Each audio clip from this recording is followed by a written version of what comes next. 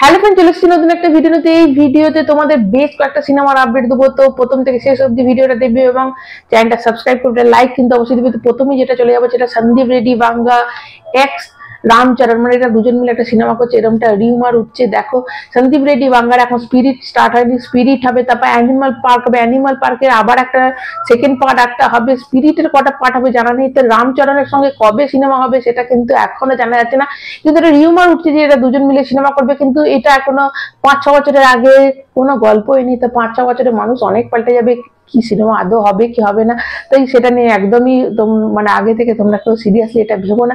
Second তোমাদের যে আপডেটটা দেবো সে আল্লু অর্জুন। হ্যাঁ, আল্লু অর্জুনের সঙ্গেও কিন্তু সন্দীপ রেড্ডি বাংলার একটা সিনেমা হওয়ার কথা আছে। নেক্সট তোমাদের যে আপডেট দেবো সেটা হচ্ছে আল্লু অর্জুন এবং আল্লু অর্জুনের নেক্সট সিনেমা কোথায়। দেখো নেক্সট সিনেমা অনেকেই বলছিল যে তাকে সঞ্জয় লীলা বনসালির অফিসের বাইরে দেখা গেছে, তাহলে হয়তো একসাথে সিনেমা করছে। তো এটার থেকেও বড় কথা যেটা হচ্ছে ত্রিবিক্রম, যে ত্রিবিক্রমের সঙ্গে কিন্তু তার নেক্সট সিনেমা হচ্ছে। ত্রিবিক্রম একজন ফ্যামিলি মুভিজ তৈরি করে, কিন্তু এই সিনেমাটা বলা হচ্ছে যে এই সিনেমাটা একটা অন্য ধরনের সিনেমা হচ্ছে এবং এই সিনেমাটা নতুন ওয়ার্ল্ড তৈরি করছে এবং 1000 কোটি বাজেটের কিন্তু এই সিনেমাটা হবে, এরকমটাই শোনা যাচ্ছে। এবং এটা একদম ফাইনাল খবর যে আল্লু অর্জুন, দেখো আল্লু অর্জুন দুখানা হিট দেওয়ার পর, এত হিউজ একটা সাকসেসের পর প্রত্যেকটা হিরো কিন্তু একটু ভয় থাকে যে নেক্সট তারা কোন সিনেমা করবে, সেই সিনেমা যদি ফ্লপ করে যায় তখন একটা প্রত্যেকের ভয় থাকে। এবং এই সময় কিন্তু সিনেমাটা খুব তারা বেছে বেছে করে।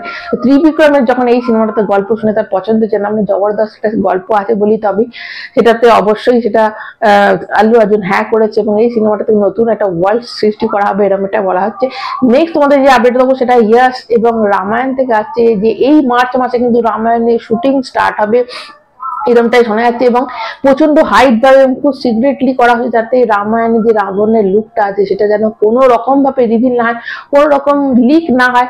তো এইরকম ভাবে তৈরি করতে হয়। সিকান্দার যদি আজকে এরকম করে তৈরি করতো তাহলে কোনোটাই লুকটা বাইরে আসতো না।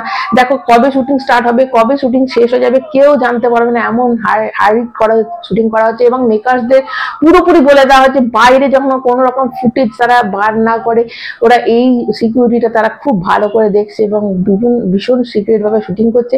এবং নেক্সট তোমাদের এই ইয়াসের থেকে আসছে যে টক্সিক সিনেমাটা, দেখো যতদূর শোনা যাচ্ছে এই বছরই কিন্তু টক্সিক সিনেমাটা রিলিজ করবে, কিন্তু এখন তো যদি না করে তাই 2026 সালে কিন্তু বড় বড় দুটো সিনেমা আসবে, একটা হচ্ছে টক্সিক আসবে এবং আর একটা কিন্তু রামায়ণ কিন্তু অবশ্যই দিওয়ালিতে রামায়ণ রিলিজ করবে, যেটা আগে থেকেই বলা আছে 2026-এ একটা দিওয়ালিতে, 2027-এ একটা দিওয়ালি। তো হিউজ ব্যাপার, যদি 26-এ দুটো সিনেমা বিশাল বড় বড় আসছে, তো ইয়াসের ফ্যানরা তো অবশ্যই 2026 তাদের জন্য তাদের বছর।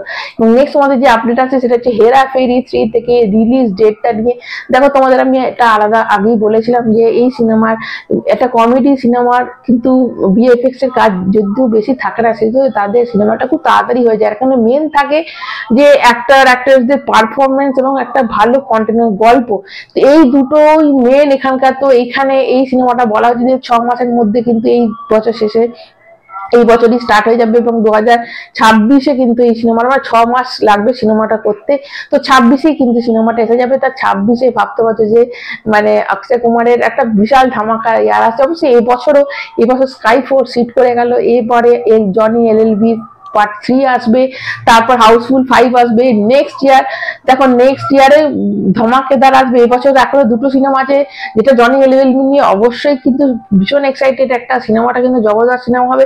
তারপর হাউসফুল 5 আসবে নেক্সট ইয়ারে, এই সিনেমাটা আসবে, হেরাফেরি 3 আসবে, ভূত বাংলা আসবে যেটা হরর কমেডি, যেমন হরর কমেডির জন্য কিরম হিট হয়, তো সেটা আসবে। তো মানে অক্ষয় কুমারের এখন মানে বিশাল, অবশ্যই স্কাই ফোর্সের পর থেকে অক্ষয় কুমারের এখন অবশ্যই এটা একটা কামব্যাক সিনেমাই ছিল এবং বিশাল ধামাকেদার তার কামব্যাক হয়ে গেছে। তো এখন এই দুটো বছর অক্ষয় কুমারেরই বছর হতে চলেছে। নেক্সট এবং লাস্ট যে আপডেট দেবো সেটা NTR 31 নিয়ে আসছে। NTR 31-এ কিন্তু এই মাসের শেষের দিকে শুটিং স্টার্ট হয়ে যাচ্ছে এবং নেক্সট ইয়ার কিন্তু মিডে বলা হচ্ছে যে ফার্স্টেই শুটিং মানে রিলিজ করবে, কিন্তু সেটা হচ্ছে না, 2026-এর মাঝামাঝি তো হয়েই যাবে এটা রিলিজ করতে। তো এই হচ্ছে ব্যাপার, এটা নিয়ে কিন্তু একটা বড় স্টার কাস্ট আছে। দেখো রুক্মিণী শুধু একটা নায়িকার নাম জানা গেছে, কিন্তু এটা একটা হিউজ স্টার কাস্ট আছে।